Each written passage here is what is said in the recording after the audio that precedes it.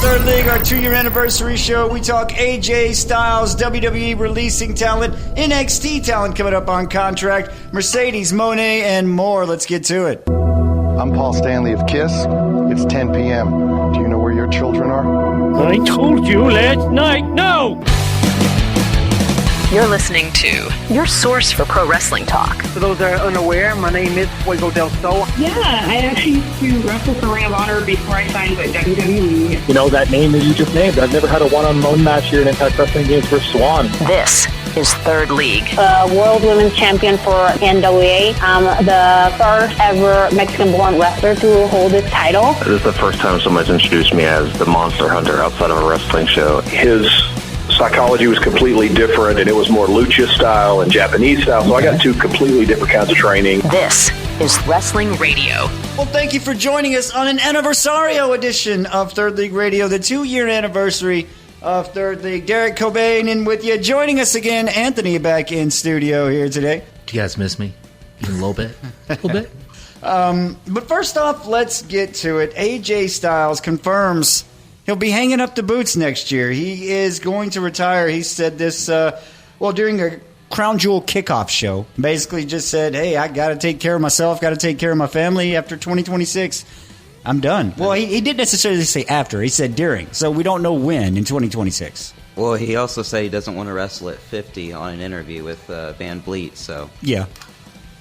But yeah, I mean, we're not going to talk TNA history, NWA, TNA, all that. It would take too long. But Justin, WWE is a Grand Slam champion. Intercontinental, United States, Raw, Tag Team, Raw World or WWE Championship, excuse me.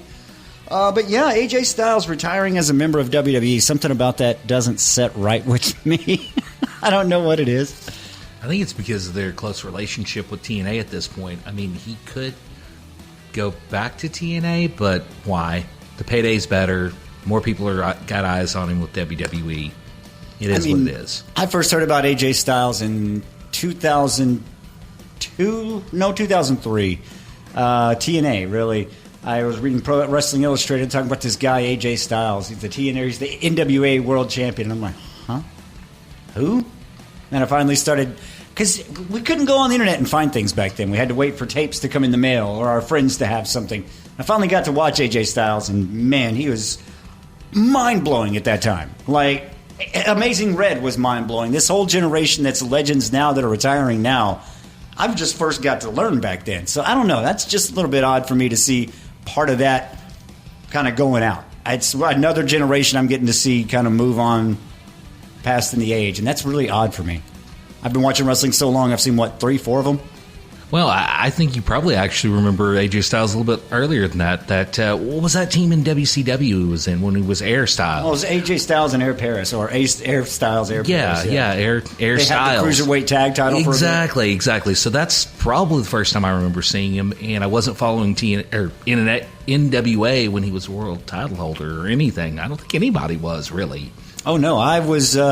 I paid the $9.99 for a few pay-per-views when they were charging weekly, and then they got on Fox Sports 1 Fridays at 4 o'clock. I was in college at this time. I changed my course schedule. I was off Fridays. Like, no, It didn't even matter off Fridays before 4. I was out of school Fridays. My classes, nope, done.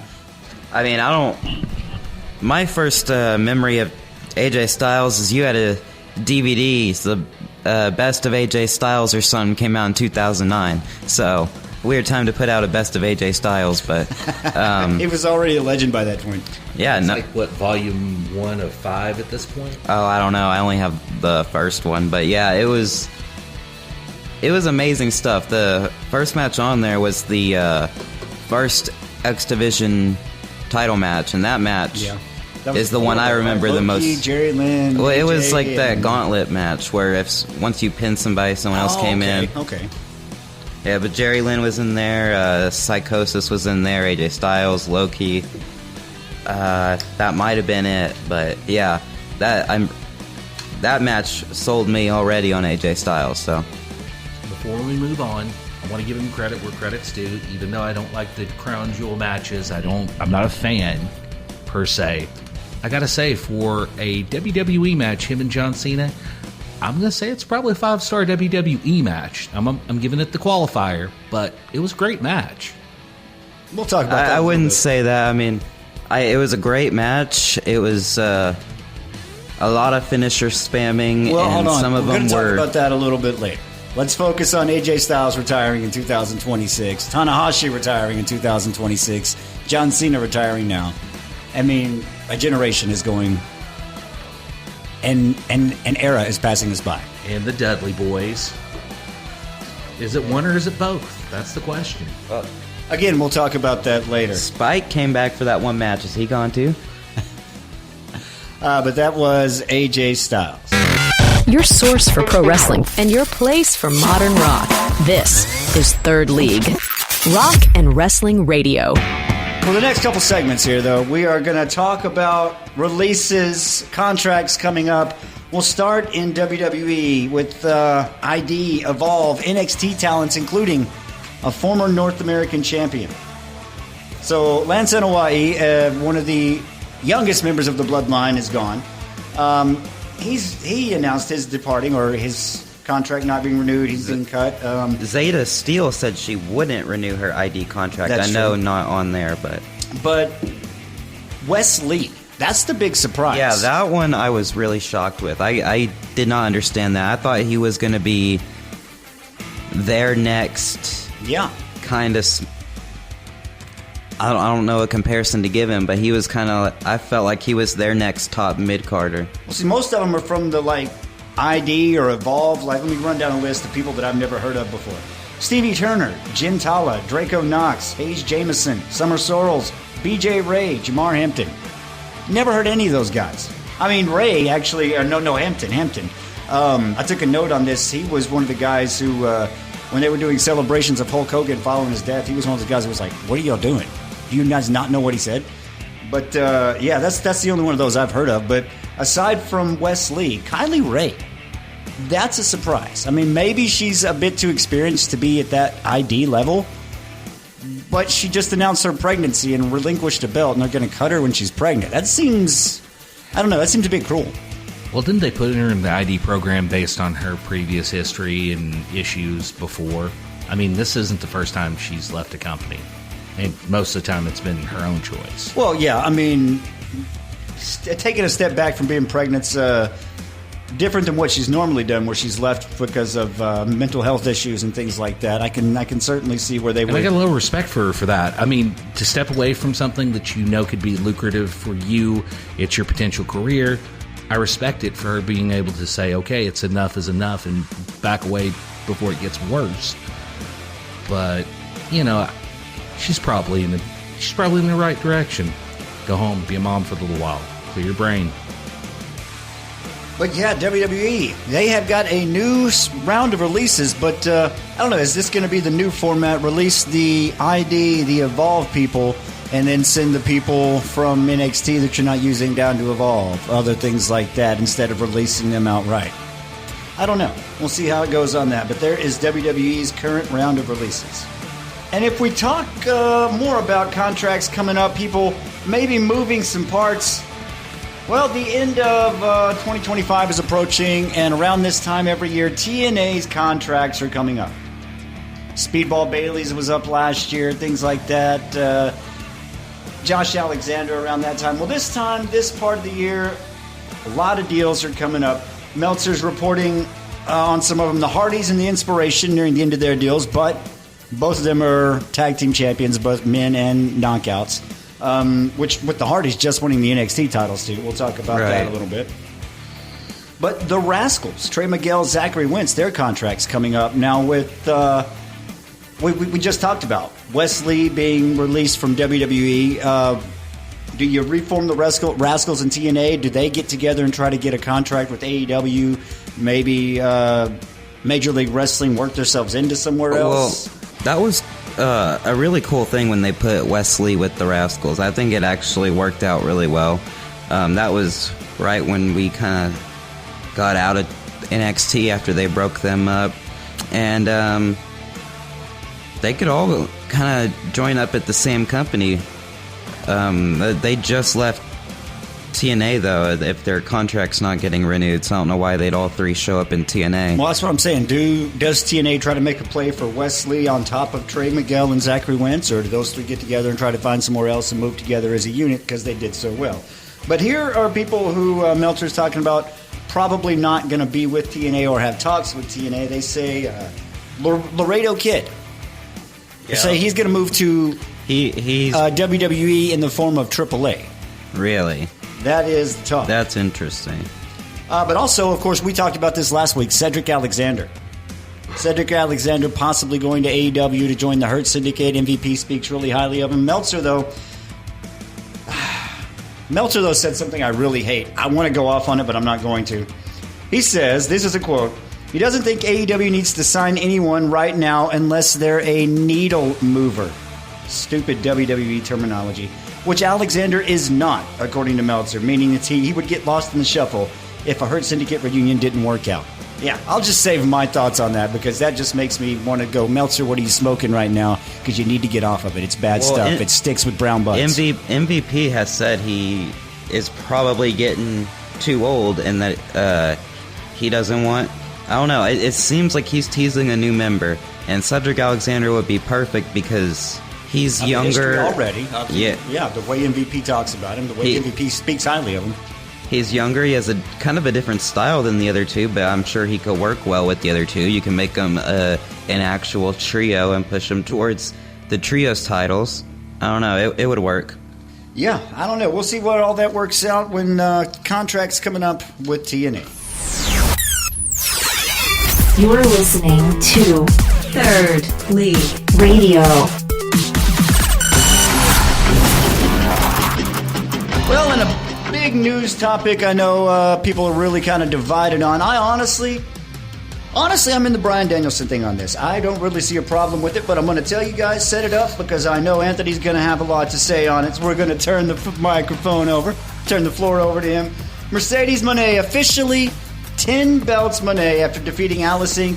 to become Body Slam Women's Champion from Copenhagen, Denmark. I know she's often said she wanted to beat Ultimo Dragon's record of holding 10. And with Body Slam, she's actually tied it. She's the current TBS champion. She's close to breaking Jade Cargill's record to be the longest reigning TBS champion.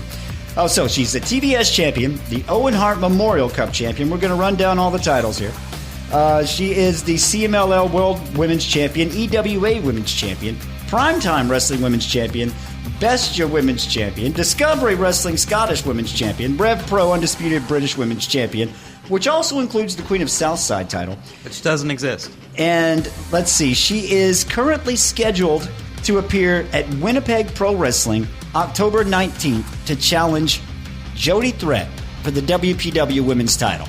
If she would win, she would break Ultimo Dragon's record. Now, I don't mind this because it brings a lot of light to women's wrestling. It brings a lot of light. I would have never known what Winnipeg Pro Wrestling was. That would have never crossed my mind. I would have never known what Discovery Wrestling Scottish Women's Championship, no matter how proud I am to be Scottish. That would have never crossed my mind to find that out. But there is an opposite viewpoint to that. Now, see, the problem right now is I think that Mercedes Mone / FKA Sasha Banks has not had the type of competition that Ultimo has had. Now, I'm going to admit, well, women's wrestling, but even with him not defending any of the titles, Cobain, you got to keep in mind he actually had real competition. Cobain, if you're going to talk, get in the microphone. He was wrestling in Japan. Yes, he may have not defended the titles as often. However, he had like 10 titles. What are you going to do? And at the same time, Mercedes Mone, she only shows up to get a title. That's the problem with her. And all these little, small, local organizations that she's picking up titles for, meaningless to me. Meaningless. It's only in the clout that they give themselves as far as being old school carny workers. 10 titles, not the same. Does not compute. As a matter of fact, I would say I don't even think those are equivalent to 2 of Ultimo's titles that he held concurrently. Not even 2. Did you Did you pull up a list of Ultimo's titles? We're going to speak on that a little bit later. What do you mean in later? The show. We're talking about it now. Because it plays a part in a later segment. It would be helpful right now. It'll be helpful later. Let's see. Ultimo Dragon, when he held the titles, well, he held the NWA World Middleweight title and the WAR six-man, or part of the six-man tag titles. And then he won the J Crown Championship. The J Crown Championship consisted of 8 different championships that he won, which was NWA World Junior Heavyweight, IWGP Junior Heavyweight, British Commonwealth Junior Heavyweight, UWA Junior Light Heavyweight, WWA World Junior Light Heavyweight, NWA Welterweight, and WAR International Junior Heavyweight. So it was one title comprised of 8 belts. And it was 8 different titles, but under a collection called the J Crown Championship that you won by winning the J Cup. Which is one that's this one thing. They set this up because basically a tournament of 8 champions was held. Every title was on the line. Well, we can go Vince Russo and just say all the title belts are just costumes anyway, or props, whatever you want to call it. I wanted to punch Russo in the face. I cannot stand it. Cannot stand it. I'm just going to say, even with those 8 belts coming in one package deal, as far as that's concerned, that's still more impressive than Mercedes Mone getting the Juggalo Junior Welterweight of Wyoming belt. Sorry, not a fan. There's not that many women's titles to do that with. She doesn't have the IWGP women's title. She lost that. But she has, doesn't she have the New Japan Strong Women's title? Or she lose that? No, she lost the New Japan Women's title. She's got the CMLL. She's got the... that's a big one. Whatever. That's a major one. British Rev Pro, which is major. The same British Commonwealth of Ultimo Dragon. Just kind of compare those two right there. But, yeah. Some of them are smaller. Let's see the... What did she just she's win? missing out on the NWA Women's title, but Body Slam title NWA won't let her work there. Which that's one of the smaller ones. But Winnipeg Pro Wrestling, as far as North American Women's Wrestling, which North American Women's Wrestling is small anyway. We've got Glow and Women of Wrestling to look up to. Yay. But, it's like, at least it's a bigger organization. I'll give it that. But, Anthony does have a good point on the smaller organizations, but at the same time, WWA and WAR were also smaller back then. But I don't know, man. It's I think it's good for women's wrestling all the way around. I don't think it hurts Ultimo's legacy at all in that respect. But, yeah. There's not many women's titles to hold. She could go back through the Japan circuit, and that's probably what she's missing, but there's not many. I'm also not a fan of her wrestling style. Never been a fan of her in the ring. I do not think that she has mic skills. That's me. And the most important thing of all of these things, the fact that she has to use Ultimo Dragon's name to even make it important. That's what bothers me. Because, you know what? It's great that the women's wrestling's getting somebody that has 10 titles all at the same time. Amazing. But it shouldn't come at the cost of men's wrestling either. I don't think she said that on TV, did she? No, yeah, she's been adamant about that, yeah. Oh, she's been saying that since she got, her second belt when she was belt collecting. TNA Wrestling. Well, let's move on to talk about wrestling this week. We don't really talk WWE, NXT, TNA here a lot. But we are going to mention a couple of things. Well, at least a couple of matches. We'll start off with the NXT TNA Showdown. The first match was a match where the winner would receive the TNA and the NXT tag team titles. The Hardy Boys. The Hardy Boys would win. They would defeat Dark State, Dion Lennox, Osiris Griffin, and they would become dual champions, NXT and TNA tag team champions. How are we feeling about the Hardys becoming champions? I'm not sure, man. Sure, you give them a Lifetime Achievement Award, but it's hard watching them work. It's hard watching them work. Jeff can still work, and he was showing that in AEW. It's just AEW was too fast for them at this point in their career. But if you go watch them now, they're working pretty well. I mean, Matt, obviously, he's going to be stumbling around the ring. He's been doing that for the last 7 years. Looks a bit broken, if you ask me. Well, I mean, when he was broken or woken, whichever one, his wrestling style fit into his character, and it was like, oh, okay, I can get that. But that's always been Matt Hardy's strength as far as that's concerned. He goes into the character. He had great characters before. He did great character work. He came up with great catchphrases and gimmicks. Version 1, I was a fan. I've always been a fan of Matt Hardy.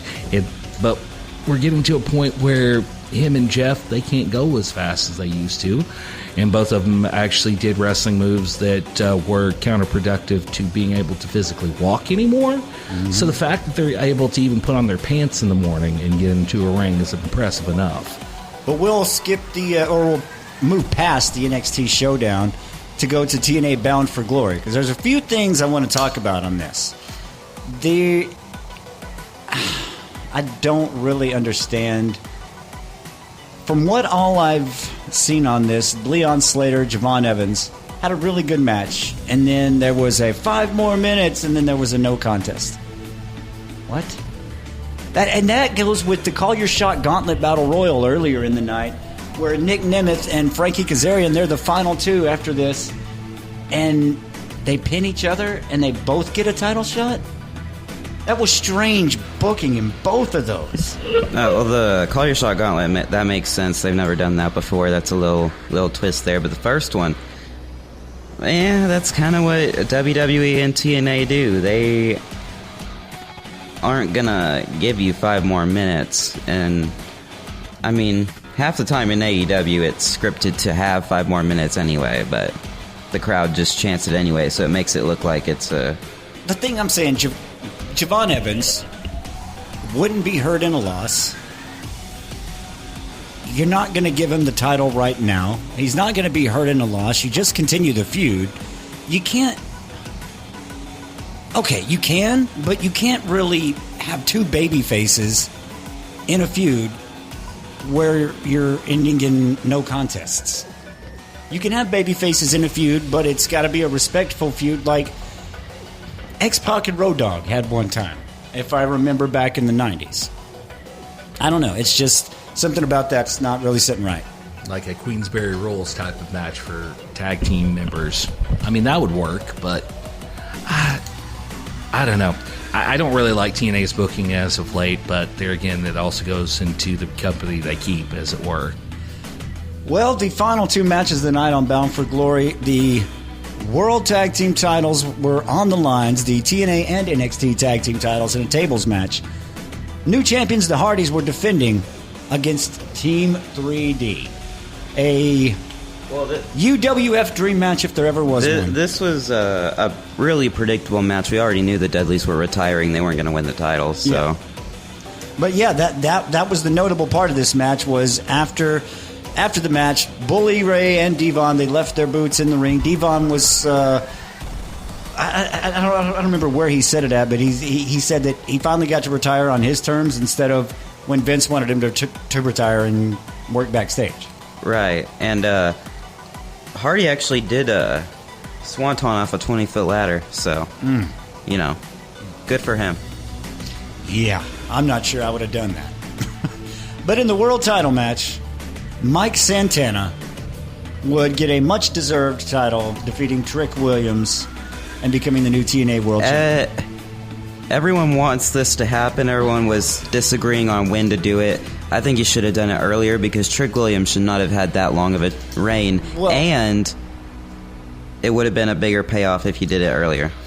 And I don't want to talk about the crowd size. Slammiversary is better. Now, I don't want to talk about the crowd size, because they did have a good crowd, but the booking, the way the show has fallen since WWE has taken over, they should have done this sooner when he was hot, right at the start of when Trick Williams gets the title. He shouldn't have held it that long. Santana should have taken it back. But now, because people are so used to WWE's booking, if you notice the pictures, as Santana's trying to celebrate, as they're going off air, the arena's emptying out. It's like a fire drill. Everyone's heading for the exits. And it's just like, if there was something they could grasp onto, they're going to stay and celebrate. You know, they're going to stay and watch him celebrate, but they're leaving, heading for the door. Well, like I was just saying, Slammiversary was their most attended show of the year. Why didn't you do it then? Yeah, exactly. I think they were trying to build up something there. Well, of course it didn't work. There's a lot of stuff that goes with the WWE style booking that doesn't work. This waiting for a payoff for 2 years or something like that and calling it long-term storytelling. No, it's you being lazy and not reading the crowd, reading your reactions, looking and seeing what's actually going on. They don't care. They already have a plan in mind. They're not going to change the story. The story is written in stone as far as that's concerned. And I don't care how many documentaries they put on TV. Does not matter. They already have a plan. They know what they want to do, and they're going to do that. And honestly, it's sad that Trick had to get caught in the middle of it because I don't think he was ready to have any major title, including TNA's. Nor should he have, because he got put in a bad position from fans, too, who didn't want to see it. And he's a babyface. You made him a heel in TNA while he's trying to be a face of the NXT brand. That's been done for years. Another style of Vince kind of booking way back the first time that happened. I can't even name, but there was Smoky Mountain that invaded WWF at the time. Lots of things like that. And they all stayed for like a week or two. And right, that was but they were all faces when they went back home. Yeah. And vice versa and everything. And then Jerry Lawler, who was a big old heel in WWF, he was like, let's get rid of him. And it made him a face, which just bizarre. Yeah, strange. But yeah, there's a look at TNA and Bound for Glory. Talking wrestling around the world. This is Third League. Well, we don't talk WWE, but we are going to talk one match on Crown Jewel. John Cena, AJ Styles, and what a lot of people online are talking about, a classic. Undertaker said it was a masterclass in wrestling. And I'm going to say it was a good match. It was decent. But for me, way too many callbacks to other wrestlers, or way too many references to other wrestlers, way too many, hi, how are you doing? It's like, I get what you're trying to do. Yes, that's awesome. But it felt like you were playing into a fad that you saw someone online go, hey, John Cena's doing this. That's cool. He's calling out this person in this match. That's cool. And then it's like Pop Star, that movie where he just throws all the catchphrases into the verse. Did you That's see what they did. It's the catchphrase verse. Did you see when he did Bray Wyatt's move, the Sister Abigail, and he just sat there smiling for like 10 seconds before he did it? Yeah. Like, what is that? And what is the AJ Styles grabbing Cena's throat while he's on the ground and picking him up for a choke slam? It's not part of his thing, and it's not... A lot of the moves were done not well, and the only one I really popped for was the Deadeye. That was good. That was a good one. Yeah, I mean, there was a Christopher Daniels reference in there. There were Samoa Joe references in there. So, I mean, that was kind of cool, but like I said, catchphrase verse. You just threw them all in at once. Now I'm going to go back to exactly what I said previously. This is a 5-star WWE match, and that's what makes it conditional. Now, if we go back and we saw any type of New Japan match where they did all this stuff, and believe me, New Japan, this is very much in the tradition of Japanese wrestling.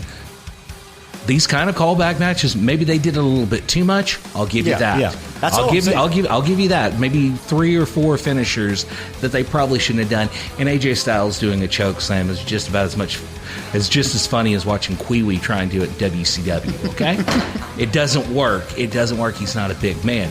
However, both of these guys, kudos to them, because honestly, can you think of any 2 wrestlers in WWE that's still currently wrestling? I know they're retiring, but anybody that's currently wrestling that could have gotten away with doing that kind of match?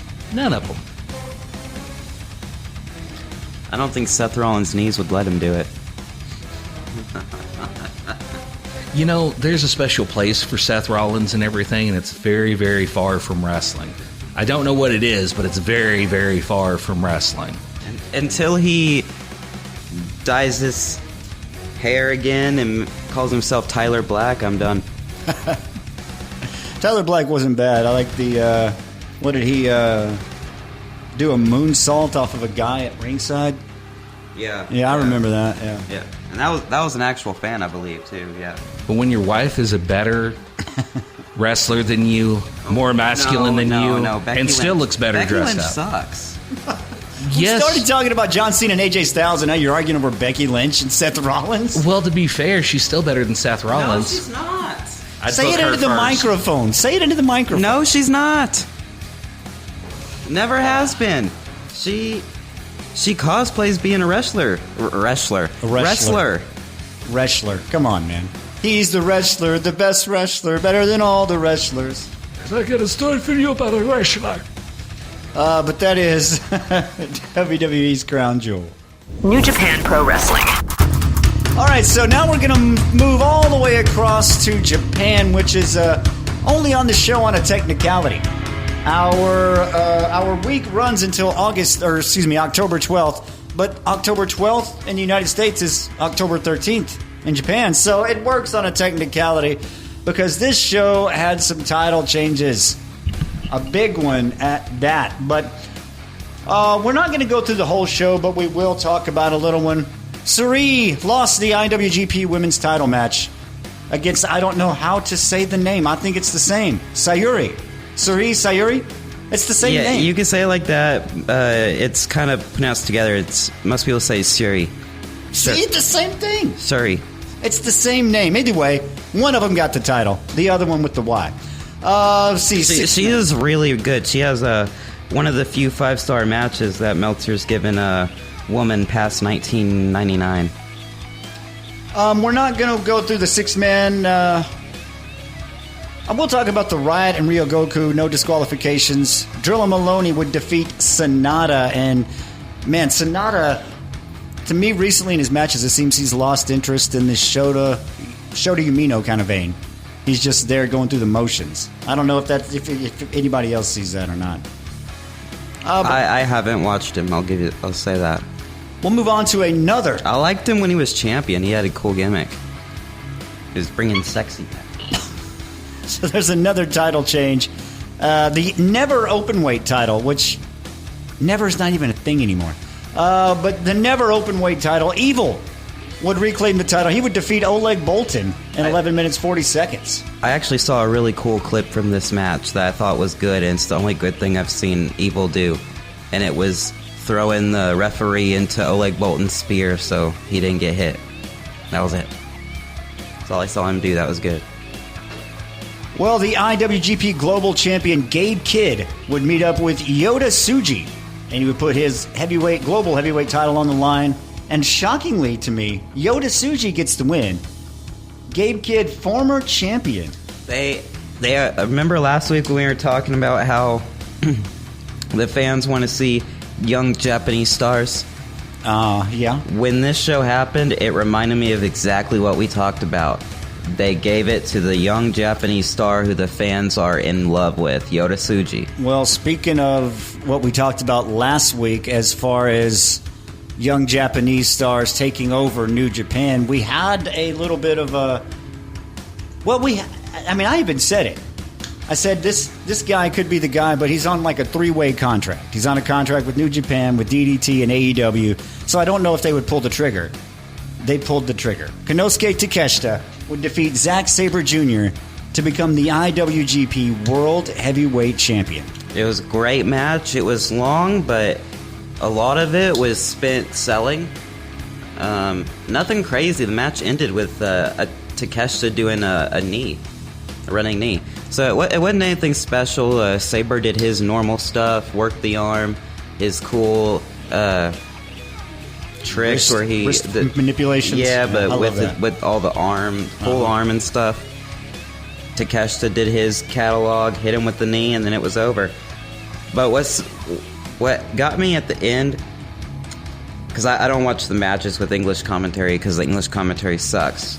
I turn it on for the promos because they know Japanese. And what Takeshita said after, well, Hiroki Goto comes out and challenges him for the title. And Takeshita goes, "Where are all the young Japanese stars at? Where's all the young talent at? Whatever, you'll do, I guess." So then that's more of what we talked about. Then they're going to the young Japanese stars because that's what the fans want. They want someone that they can watch grow from the beginning. And you've got a lot of them to build off of. You just got to start using them. There is a look at King of Pro Wrestling. Third League Radio. Now we're moving on to AEW Dynamite. Everyone has access to that, should be. It is Title Tuesday. Dynamite number 314 from Jacksonville, Florida, live from Daly's Place. Could be the last one from Daly's Place because the Jacksonville Jaguars are getting a new... I don't know if they're getting a revamp to the arena or if they're building a new whole stadium. But, yeah, this could be the last show at Daly's Place for a while. But we'll move on to it because it opened with a singles match. Jon Moxley, Tomohiro Ishii, in what was a 4.5 star rated match by Wrestling Observer. Jon Moxley would get the win by referee decision, 12 minutes, 40 seconds. I liked it. I don't like how they do referee decisions. They literally... He's in a choke for 10 seconds and then they call it. Yeah, it doesn't make sense with other matches that are... Yeah. But... It was not... Good match. Ishii worked better than he has previously, so I like that. Yeah. And you got to respect Jon Moxley. You got to respect the guy. He takes the hard way every single time. Every single time he takes the hard way. So, great match. We're moving on to the six-man tag team street fight. Hurt Syndicate, Bobby Lashley, MVP Shelton Benjamin. They would defeat The Demand, Bishop Khan, Ricochet, Toa Leona. 4-star Wrestling Observer rated match, and I am... This is what I'm saying about Meltzer's star ratings. This was not a 4-star match. This was probably about 3.5, maybe. They have shifted 0.75 stars. Their WWE matches are getting 4.25. He has shifted his whole scale to match WWE ratings because everyone on Twitter is getting mad. Yeah, I can see that. But this one, I'm not sure. I guess... Okay, MVP has stated they wanted to come to AEW to help build younger talent. And I get it. He wants to help build Ricochet, Bishop Khan, Toa Leona. And that's great. But I'm not so sure that this is the feud to do it. I don't know what else you do with GOA and Ricochet. I'm not sure what other feud you put them in. But, I mean, it's gone well so far. I think it's working. And I like Gates of Agony with Ricochet. I think that's working too. I don't know what else you do, like you said. But hopefully they have a plan for it because I think it's going to work if you keep doing it.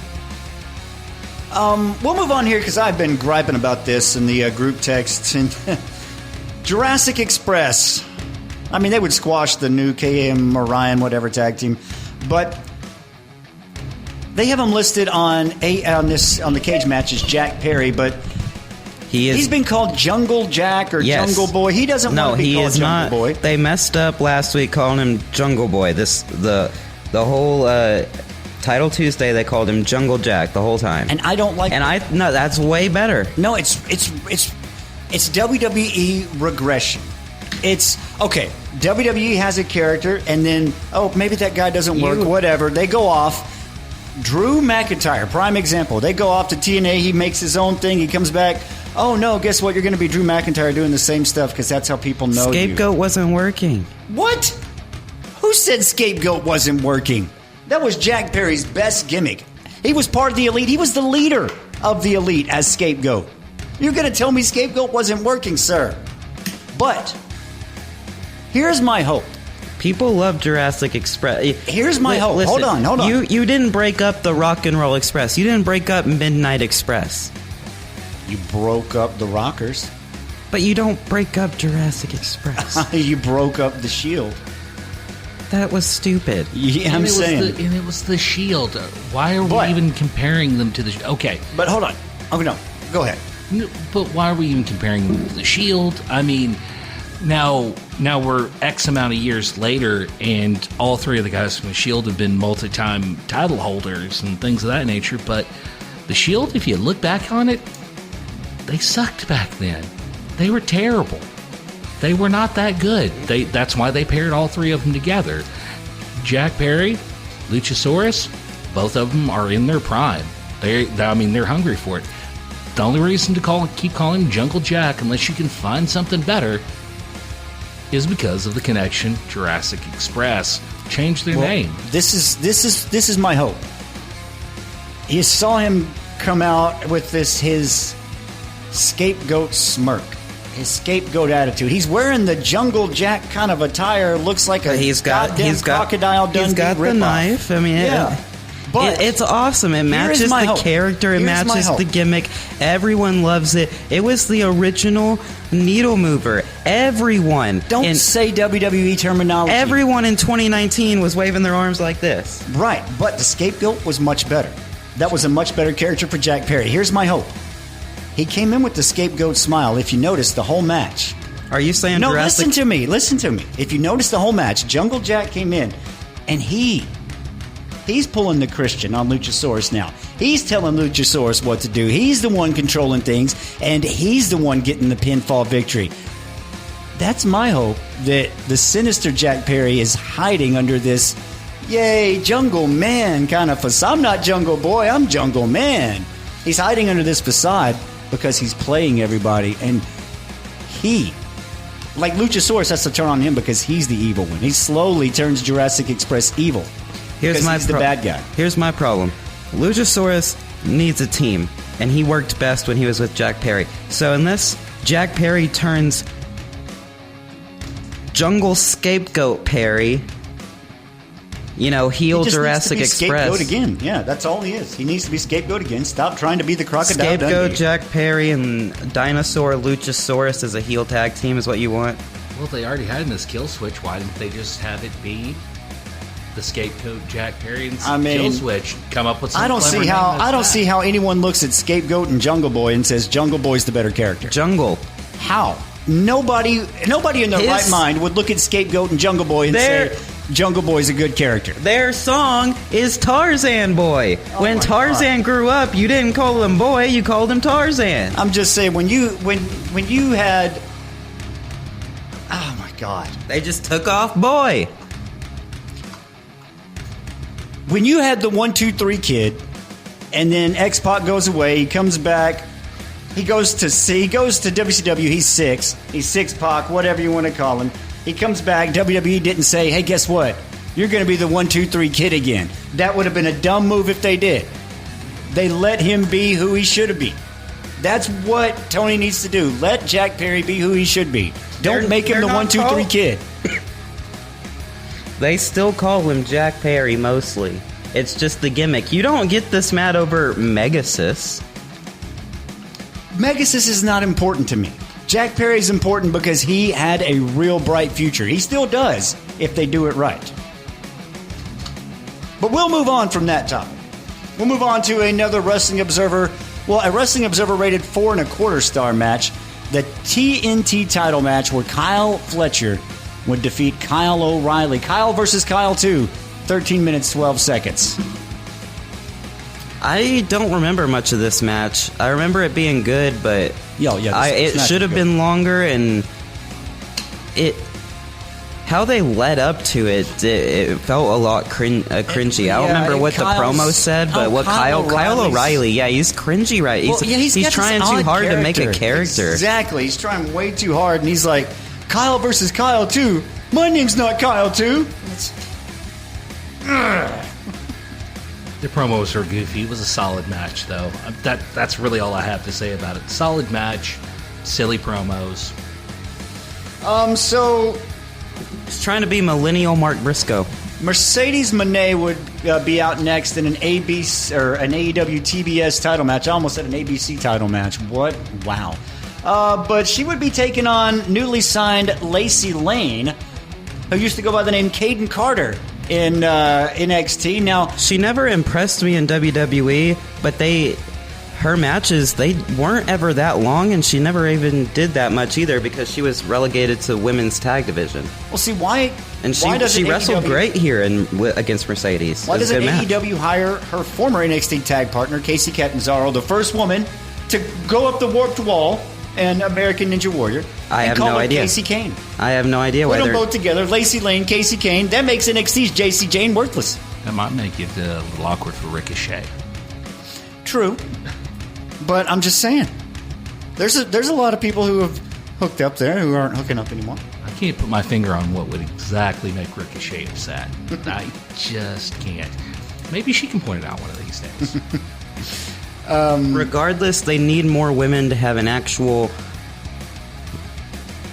We need women's factions and stuff and interconnecting stories like we do for the men. It needs to feel like a whole different division that's actually built on, and not just matches against people. Yeah, I'll give you that. I mean, I think that's the biggest problem with a lot of women's divisions, is that it doesn't feel like... I really think that... It needs to feel like a different universe, and it needs to feel like a different universe and a different promotion whenever the women come on. Exactly. Without separating them, but they need to have a little more cohesion to their... I'm not going to use the WWE terminology for their league. Yeah, I'll give you that. But we'll move on to a Wrestling Observer rated 4.25 star match. It is a World Tag Title Double Jeopardy Eliminator match. It's actually a World Tag Title AEW Unified Title Double Eliminator Jeopardy match, because the tag champions, Brodito, were taking on the Callis family of Konosuke Takeshita and Kazuchika Okada, who's the Unified Champion. So if a member of Brodito got the pin, they would have a shot at the Unified title. If Okada and Konosuke Takeshita get the win, they got a shot at the tag titles. Well, that's what would happen. The Don Callis family would get the win. 12 minutes, 4 seconds in this one. And the point was to show tension between the Callis family, though. Well, and Okada not being a real member, and he's going to go back to the Elite. This is what I was going to bring up right now. Anyway. Because Konosuke Takeshita just won... Because Konosuke Takeshita just won the IWGP World Heavyweight Championship, is further going to have those tensions between Okada and Takeshita. That's really going to be part of that storyline moving forward. But for the main event, Tony Khan, for some reason, still riding the orange dick. Cassidy would defeat Pac, 15 minutes, 39 seconds, in a Wrestling Observer rated 4-star match. I've said it before, I'll say it again. Orange Cassidy is one-dimensional. He was cool when I first saw him, and guess what? He's doing the exact same thing he did then, now. There's no change. But that's the story. There's no change. There's no difference. There's no growth. It's like if the Ultimate Warrior... That's the story. It's like if the Ultimate Warrior did the exact same thing for 6 years, and I was like, oh, this is good. I want to watch this. But that's exactly what the Ultimate Warrior did for 6 years. That's the problem. That's what every legacy wrestler did for X amount of time. Well, all okay, of them look at Hogan. When Hogan was in Japan, of course, he only did an armbar and a drop toe hold, but he wrestled a different style. When he changed heel, he became a completely different person. You can be a core character and still have places to grow. I've never seen anything from Orange Cassidy except the same. Oh, wait, no, I take that back. He stopped putting his hands in his pockets. He gets close, but he can't get them in. You need to take a step back and stop being thinking black and white like JD from New York. Take a step back. Realize the long-term story here. He was gone for so long, over a year, right? Or maybe it was close to a year. He comes back, and everybody is leagues ahead of him, and he can't do the same thing he did anymore. So what does he have to do? Get better. He just beat Pac. Yes. He should never beat Pac. He should never beat Pac. There is not a world in which Orange Cassidy should beat Pac unless it's by interference. What about Neville? Should he beat Neville? No. No, sir. That is true, yes, but that's not the point. You're not seeing the overall picture. We will always disagree on that. I'm going to have to go in between exactly what you guys are saying. I think it is a little bit tired. I think there needs to be something new there, especially when I did like it once they broke up their group as far as that's concerned. He wound up being the one that took the brunt of the punishment, as it were. Everybody's like he was just getting beat down week after week. Yeah. That was interesting. If he would have done something at that point, that would have been a good point for him to evolve, transition, have whatever a you want to Orange call Cassidy where he wears... Instead of the blue denim. He wears black denim. Well, he did that, but then he stopped doing that. I mean, something. That's where something. That's where Blood Orange Cassidy came from, because he wore black denim for a little bit, but it was only for maybe 2 weeks. Yeah. Grow. They need to bring back Blood Orange or something, or Mandarin Orange. He can come out in a kimono. Learn to speak Chinese. Come out and start just cutting promos. But that is a look at Dynamite this week. This week in history. All right, so now we got to talk this week in history. And the week we're talking about October 6th through October 12th. I got a few things we'll talk about here. October 8th, 1991. The York Foundation. Richard Morton, Thomas Rich, Terrence Taylor. They would defeat Dustin Rhodes, Big Josh, and Tom Zink to win the WCW 6-Man Championship. They were the last champions. About a month later, the title would be abandoned. There would be no more 6-man champions. But that shows just exactly what the wrestling looked like, the landscape of them at that point.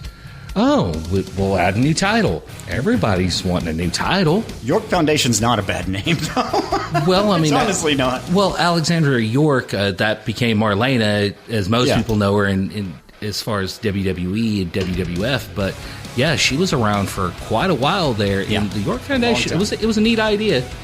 It just didn't work.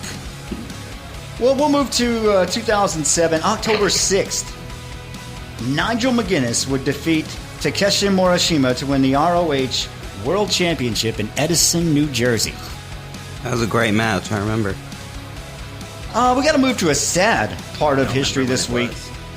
October 7th, 2001.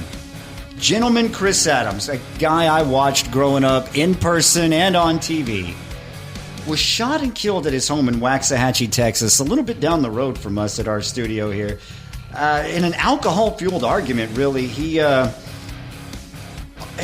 basically, him and his friend were drinking, and they started wrestling around, being all drunk guys. That turned into arguing, which turned into fighting, which turned into the other guy grabbing a gun and shooting Gentleman Chris Adams in the chest. He would pass away October 7th, 2001.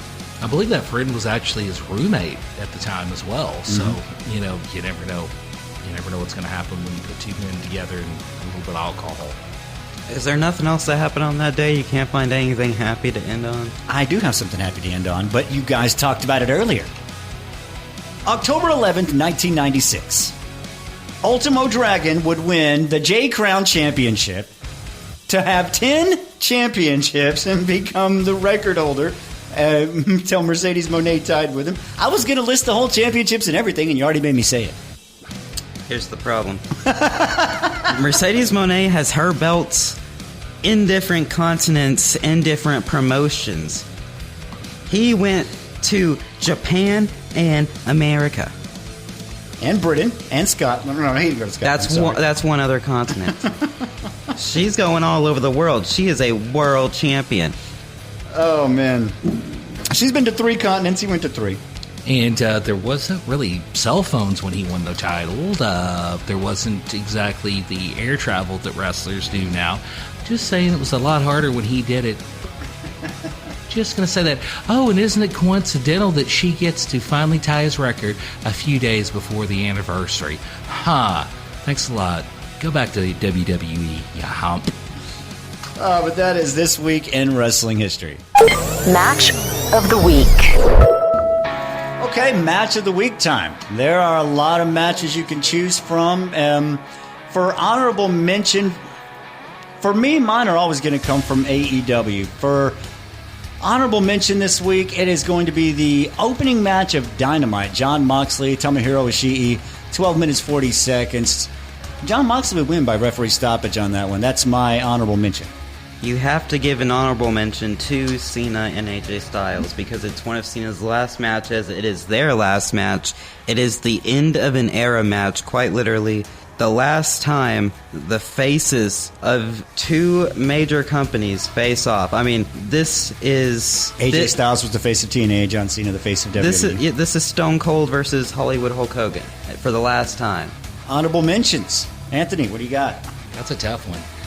I'm probably going to go with Bound for Glory, the Hardys versus the Dudleys. Yeah, I mean, Dudley's retirement. It wasn't. all that, It wasn't the best match that any of the four of them had done. It was definitely missing Edge and Christian, aka Cope and Christian Cage. But if they could have joined the party, that would have been something. But they probably would have been able to had TNA not been bought by WWE. Yeah, true story. But yeah. It was good for nostalgia. All right, so match of the week. For me, it was a tough decision between the tag match on Dynamite or the TNT title match on Dynamite. But because it was Kyle versus Kyle 2, I'm going to go with Kyle Fletcher defeating Kyle O'Reilly to retain the TNT title as my match of the week. I got to go Moxley and Ishii. So my honorable mention is your match of the week. Yeah. Okay. Actually, no, I changed my match of the week. Sabre and Takeshita. Forgot. Okay, you can do that. Forgot. And, of course, Cobain comes and steals my match of the week. So, yeah, there's 2 for that one. And go ahead, tell us more about what you enjoyed about Moxley. No. Mox was my honorable mention. Oh, that's what I would say. Oh, yeah. Got it. My match of the week, Kyle versus Kyle 2. Yeah, that is... Yeah, what do you like about this new Kyle O'Reilly where he's slowing down and trying to make a character? I don't like the new character of Kyle O'Reilly, but I like the fact that he's able to adapt his in-ring work to his medical needs, I guess, if that makes sense. He's trying, though. That's the point. That's what we were talking about Orange Cassidy. Sorry about that. He's trying. That's match of the week. Maybe. And after it's all over, you say, "Oh, what a lovely tea party." Third League. Wrestling Radio. Okay, so now we got to talk upcoming shows, and the thing we got coming up, WrestleDream. AEW WrestleDream, October 18th, St. Louis, Missouri. Singles match, Tekla versus Jamie Hayter. That is going to be on the card. Well, we are going to get a rematch from Dynamite. The Hurt Syndicate taking on The Demand once again. And in Tony Khan's ever popular mind, let me back up. For some reason, this is ever popular in Tony Khan's mind. The $500,000 tag match. Young Bucks are going to be taking on Jurassic Express. Oh, so it's the 500,000 All-Star tag match. Hopefully this is where Jack Perry turns away from Luchasaurus and retakes the lead of the Elite. He reclaims his leadership. Jurassic Express still needs to be there. They can be part of the Elite, whatever, but you cannot end something like that. That is a real attendance grabber, that team. And in what should be a crazy match, AEW TNT title, Kyle Fletcher defends against Mark Briscoe. It's always a pleasure to see a crazy Mark Briscoe. An insane Mark Briscoe ranting and raving at the top of his lungs inside of a match. I love that guy. But in what I hope is the last match for a while between these two, Jon Moxley and Darby Allin in an I Quit match. That is on the card. I think Darby's finally going to say, I quit. I mean, it doesn't really make sense for either of them to lose. Maybe he doesn't say I quit. Maybe he just passes out. But, yeah, I think Moxley is probably going to win to just establish the Death Riders are still a big threat. Mm-hmm. But I don't know if Darby should be losing, so I don't know. So in a women's world title match, Chris Statlander defending against Toni Storm. I see Statlander winning, but I'm not out of the question if Toni Storm gets it back quickly. I'm not putting that out of the question. I'm going to put it like this, though. With Toni Storm and her coming to AEW, like her whole metamorphosis, if you will, coming from, what was it, NXT UK or something? Wasn't that what it was? Well, that's where she started. But, but I mean, coming from there and then her transformation going back and forth and everything, and then Chris, I think she's stagnated a little bit too with her role. So seeing her wrestle Toni Storm, I don't know. I don't know if they're in the same league at this point, and I wouldn't have said that 2 years ago. Tony Storm is light years ahead of Chris. Yeah, I wouldn't have said that a couple of years ago, though. Character. I really wouldn't have, because when Tony Storm did come to AEW, I was impressed by her immediately, but I was always impressed by her. But yeah, she's done the work. She's done the time. I hope Tony goes over. Well, Tony said in her first promo she's nothing without the world title, and that's true. I don't know what she does without the world title. I guess both women's world titles of the companies are held up with forever champions, because there is no possible way you can take that title from Tony. But then we move to the main event, the world title. Adam Page defending against Samoa Joe. And even though this might have been a rushed storyline, it might have been just brought up out of nowhere, it's definitely working. Samoa Joe feels slighted. Adam Page feels like, hey, what are you talking about, dude? You're just mad because you didn't get a shot. Okay, you got a shot. And it's a very simple, basic feud, but sometimes that's all you need when you got people like Samoa Joe and Adam Page. Yeah, Joe's trying to... He's basically saying, I'm going back to old Samoa Joe. People need to start fearing the name Samoa Joe.